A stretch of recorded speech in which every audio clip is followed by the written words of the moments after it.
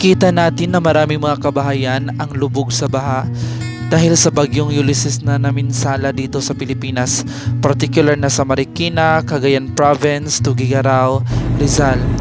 Ito naman ang ginawang aerial inspection ng gobyerno at media para matukoy o malaman at makita yung gaano kalawak ang pinsala ng bagyong ito.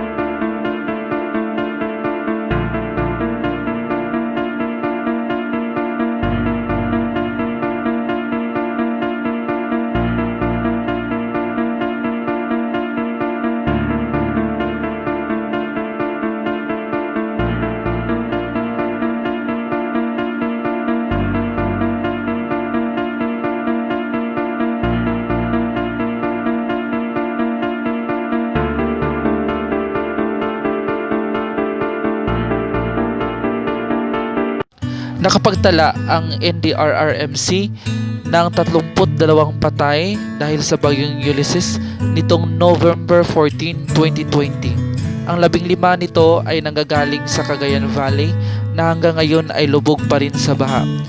Ang 6 naman ay sa CER o CAR at ang 6 ay sa Calabar Zone at ang 5 ay sa Bicol.